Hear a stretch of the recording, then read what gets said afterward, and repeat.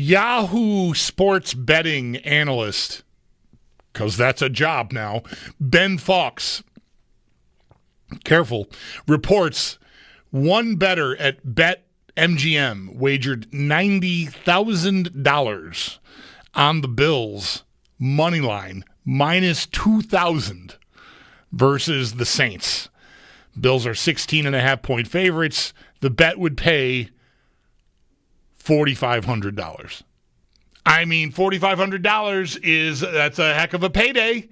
That's more than I've ever won on any one single bet, or any of my fancy 4 or 5 leg parlays or anything. I got one problem. I don't have access to $90,000. I mean, I guess I could take a vacuum to my 401k or something and maybe just do that. Good luck explaining that to your wife when something happens to... All right, I'll stop. Let's bring Sal Capaccio in now on the Western Hotline. Sal, $90,000 on the money line. What are we doing here? That's when you have so much money you don't know what to do with it. Right. You just do that so you can have something to watch and root for. I don't know. I guess because honestly, that's a nice payday if you get $4,500, but at the risk of $90,000 is quite ridiculous. And if you have $90,000 that you're comfortable wagering in that way, how big a deal is it to pocket the $4,500, right? I mean, isn't that just probably walking around money if you have the $90,000 to risk to begin with? I mean, I know the whole thing, whatever, to each their own. I mean, I don't know. I lose most of my bets because I like to get the odds juiced up so that I can envision buying a really nice Gibson Les Paul with the winnings. And so far, that's not happened. So, far be it for me to judge, but that just seems like a pretty odd thing to bother doing. Anyway, how are you? What was the story out at One Bills Drive today? It's interesting. The story is something I just wrote about, put it at WGR550.com, but also what we potted about today. Is potted a word? What we potted about today? Matt Bove and I, we potted. That works. And Max Hairston is the story, all right? But really, it's the offshoot of the story of what Sean McDermott said about Max Hairston is the story. And then going out to practice and looking at Max Hairston is the story. And it all comes together. What I mean is this. So he is eligible to return to practice next week, okay? So today, before practice, Matt Perino asked Sean about Max Hairston's status, progress, and update. And, hey, what's the, for next week? And, he wouldn't say, next week if they would activate him or not. But he did say, hey, he's, moving in the right direction, making progress. And then he said, you have to remember, and this is something I've said to you guys and everybody, which is the guy hasn't practiced in 2 months, right? I mean, it's not like he just walks out of the couch and starts doing everything right away, and right. He's going to be great at it. And he said, you have to remember that, he hasn't, it's been a while here since he's done everything. He said the physical part, yeah, and also the mental part, the playbook. He said, and then he went on, and I don't have the exact quote in front of me, you can read it, but basically he said, he used the word if. Yeah, when/if. Yeah, right. Okay? So that raised a lot of alarm bells with people. Then we go out to, and I'll get back to that in a second. So then we go out to practice. He's actually out in practice. We didn't know he was going to be. He's out there with a trainer off to the side. I'm like, oh, Max Hairston's out here. So we all get video. I have video of him. I got it in my story on the website. I got it at my X feed, Sal Sports. And he's doing a lot of, what I think looks good. He looks smooth. But he's got this really big brace on his right knee. Yep. So I put that video out. And a lot of fans are like, oh, my God, look at that brace. It's so big. That's terrible. I looked at it the other way. I'm like, I think he looked good, actually, the things he was doing. Yeah, he's got a brace on, but a lot of guys wear braces. There's a lot of precaution with braces. You don't want to re-injure it. You want to make sure it's stable. But actually, I thought he looked good the way he was moving, Bulldog, to be honest with you. So I kind of took it a little bit different. And I also think that the discussion about what McDermott said, and Matt and I had a real good discussion about this, which is how concerning is it that he used the word if? Now, to me, and I've covered this coach long enough since he's been here, and you know this about how Sean talks. He just doesn't put himself in boxes. He doesn't want to paint himself in corners. He doesn't want to have expectations that can't be met. So he even said, I think we need to lower the expectations when it comes to Max Hairston and when it comes to all this. So I don't take it as, oh, my God, it's some injury he's not going to play this year. Is it possible that because of Dorian Strong's development, because they still have Jamarcus Ingram, because they still have Dane Jackson, they say, you know what? In another month, we may say we just we want this kid to have a full year of rehab. Yeah, and that would suck. I totally get that. I don't think he was telling us that today, though. What I think he was telling us was, hey, let's see where this goes. He's still not back, really, is what he's telling you, right? He's got a ways to go. Right. Yeah. Right. And but I don't think he's saying he's not going to come back, is my point. Yep. I don't take the if meaning like, well, I just want you guys to know that he might not play this year. Maybe I guess that is kind of what he's saying, but I didn't take it as, oh my God, there's some sort of setback or it's worse than people originally thought. Yeah, I get all that. My read was similar because I saw the comment and some of the confusion or concern about the comment, and I think I'm with you. You've been there with him all along, McDermott. I mean, and I think he's just being careful. He doesn't, because if he says when, he's putting an expectation on it that is definitely going to happen. And at this point, I don't think it would even be medically right to do that. You don't know what's going to happen once he starts doing this. If he's ramping up and doing more, you don't know how that's going to go. So you got to wait. Right. 100% right. That's what I think. So there was a lot of that. Like, I think that if it wasn't going well, we wouldn't see him out there doing the things we saw today even. You know what I mean? Yeah. Like he's a week away from being eligible to be on the practice field. I think it's totally in the window that he doesn't get put on the practice field next week. I don't know. Like, I think that's very possible that they still wait a few more weeks and then we'll see where it is. You get to the end of the year and also you could say, and it could be right, where maybe you get to around Thanksgiving. Let's just say we're still there and like, he hasn't played, he hasn't practiced. And maybe the Bills say, you know what, it's been this long, let's just let this go and give him even more time. Here's another possibility. I brought this up on the pod. They did this with Isaiah Hodgins a couple years ago, which is he was on IR, and then he came back like mid-late year to practice, but he never got activated. They just wanted to get him work. And eventually this would be the same player because Max is the first-round pick, obviously. But, like, you also could have that happen where he doesn't play. So am I dismissing the possibility that he couldn't play, that he doesn't play this year? No, I'm not doing that. That's possible. I just think we all need to kind of take a step back here, let this play out a little bit and see where the kid is after another couple of weeks and what the team wants to do. My observation would be that seeing him in that brace today, I'd be stunned if he was activated for practice next week. Like what I saw today, I don't disagree that he's moving well in the brace, but a brace of that magnitude to me tells me it's going to be a little bit before they activate him. Now, mechanically, how does all that work? Like once they decide, if they decide, let's see, okay, let's make sure we include if they decide he's ready to practice, what is the timeline? Like, is there a window where then he has to be activated? Like, how does that go? Yes, so they have the ability to say when they choose to put him on the practice field. That doesn't have to be next week. It could be the week after. It could be the month, whatever. Once he steps on the practice field, he now becomes – by the way, he already is counting as one of their IR designated return guys because you get 8. But remember, they did that when they put him on because that was a special designation for 2 people on cut-down day. He was one of them.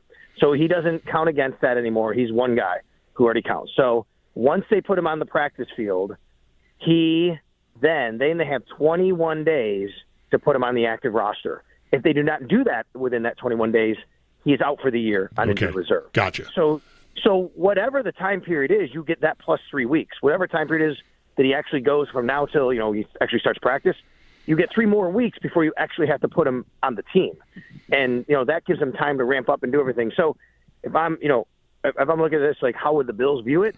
You want to get a timeline from medical staff of when do you think he might be available to actually like contribute and play and practice and possibly play in a game. And then you move 3 weeks back from that probably. Right. And say that's when you think you probably want to put him on the practice field. Right. And so what I'm sitting here saying to you is that it would surprise me if that's next week. It could be. They're allowed to do it, but I don't know. We'll see where it all goes.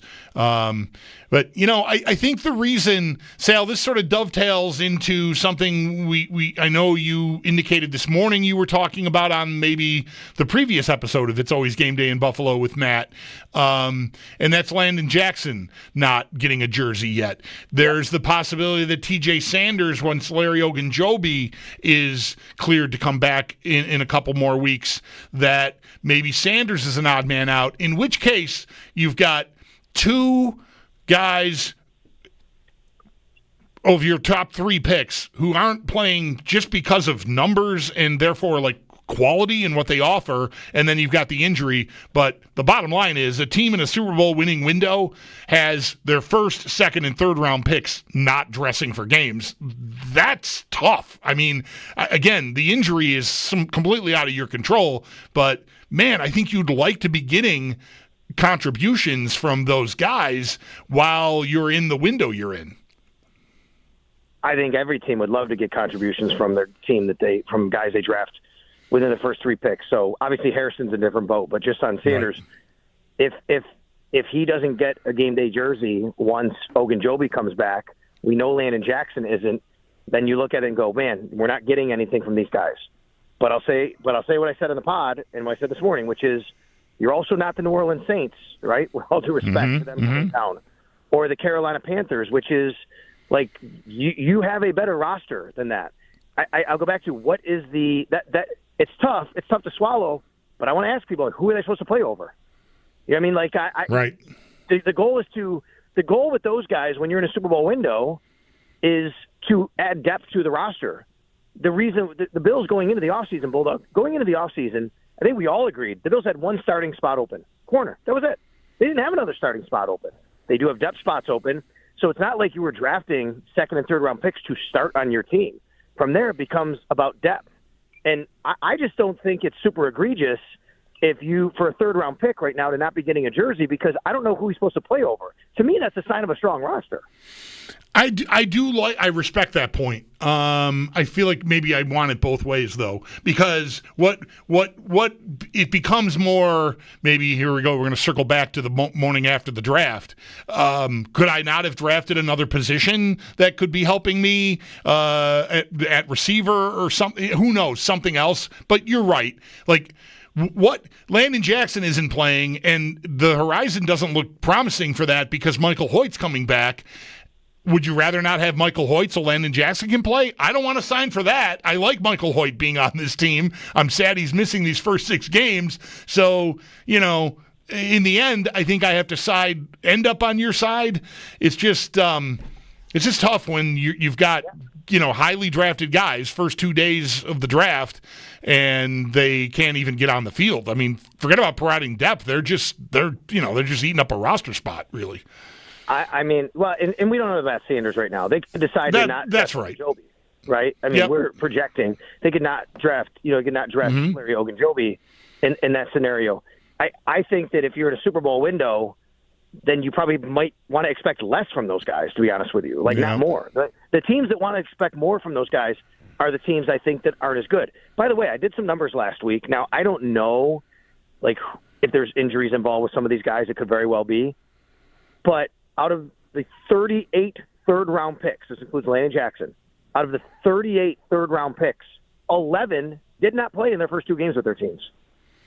I mean, I think that's pretty surprising to a lot of people, right? 11 players were inactive their first 2 games who were third-round picks out of 38. 4 more were inactive for one of the first 2 games. That's 15 of 38 that didn't see a game day jersey in at least one of their 2 games. So I just think sometimes we rush a little bit about what we expect. Yeah. On Jackson, McDermott did say he was close to getting a jersey for the Miami game, if I'm not mistaken. And I feel like right now, while Hoyt is still out, the guy that might be the lowest on the pecking order would be Javon Solomon. But the problem there, I think, is he's on special teams. I don't know if he's referred to as a core special teamer, but you'd have to trust that Jackson can give you that too if you wanted to give him a whirl against the Saints. And I'm not sure that he can. Yeah, that's right. I agree with that. I think the issue may be more of, though, right now, Javon Solomon's providing you a little bit more of a pass rush, too, because you are without Hoyt, obviously, and you're without Ed Oliver. Javon Solomon's been playing inside a little bit on passing downs. He's versatile. You're not doing that with Landon Jackson, right? So right now, Javon Solomon's kind of providing the Michael Hoyt role, to be honest with you, whereas they're going to move him around and do some different things. You need that guy. So let's just say when Hoyt comes back, now do you need, and Ed Oliver is healthy, do you need Javon Solomon? Now, if the answer to that is, you know what, now I can put Landon Jackson on the field and he can provide me, and now I'm using my third-round pick, that's fine. Are you waiving Javon Solomon? And if you do, another team can claim him. There are a lot of consequences here of trying to figure this all out. Yeah, no doubt. Sal Capaccio on the Western Hotline with us. Funny enough, someone called me about this Landon Jackson thing earlier, and right as I was finishing up the call, we took a break, and then the injury report dropped, and there's A.J. Epanessa, a defensive end. Not a guy that I think is in danger of losing his spot, but if he's got a pec injury, he was limited today. I assume that means that happened at practice because it wasn't mentioned ahead of time. That bears watching, and maybe that's Landon Jackson's way in. That's right. It would probably be an injury to somebody, unfortunately, for him to start playing. Now, as far as Epanessa is concerned, yeah, you're right. It could very well have been at practice today. That's generally a lot of times how this goes. But there have been plenty of times, as you know, Bulldog, where McDermott says a guy isn't practicing, and then he does, right? You're like, wait a minute, what happened? Well, maybe more information came out after he met with us, right? Like something might have happened. Maybe AJ just wasn't feeling right, and Sean didn't know that or hadn't spoken to the trainers about that, and he went to him before practice, and they said, hey, let's just lay off you today. That's possible, too. So I don't want to fully assume that it just happened today, but generally that is the case when we don't know, and especially coming off a long weekend where Sean probably would have a lot more information for that to happen. That's quite possible. So let's see tomorrow. If AJ Epanessa doesn't practice tomorrow with a pec injury, then we know something happened today, and that becomes like an Ed Oliver situation from a couple weeks ago. Right. Speaking of Oliver and Milano, is there any reading of the tea leaves to be done on how that sounds at this point? I think it sounds encouraging on both. The way that Sean talked about them, they're progressing. We'll see how the week goes. We'll see how where they are. And I think he didn't say. I think he said we'll take it day by day or something like that. So he didn't call them day to day, but he said we'll take it day by day.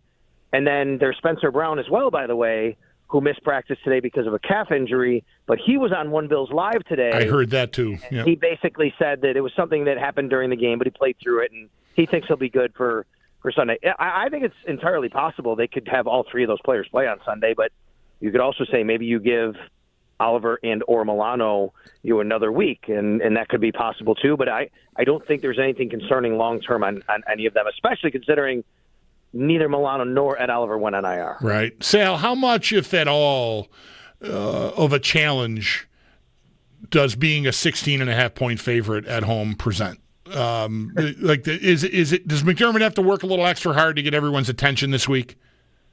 He might. I think maybe a few years ago, if that was the case, the answer would be yes there. I just think that this team has been super consistent, and they generally pound the teams they're supposed to pound, right, Bulldog? I mean, has it happened where they laid an egg in Jacksonville 3 years ago? Yes. We went down there, and that was a bad game, right? But they generally beat up the teams they're supposed to beat up. Even last week, even though it was kind of more of a struggle, they still won by double digits. They were a 12-point favorite. But I'm talking about when Jacksonville came here, Tennessee came here, and Houston came here, and Washington came here. Like, these teams were heavy underdogs, and the Bills just ran them out of Highmark Stadium. So I think they're generally very consistent in their approach. They have a veteran team that understands why that's important to be consistent. So I don't think you have to kind of guard against that necessarily, but you still want to make sure you're doing everything right throughout the week to make sure they understand that this is an NFL football game, and these guys are coming here after a really tough loss, and they can throw anything at you because they are an underdog and they don't care. They just want to try and fix that.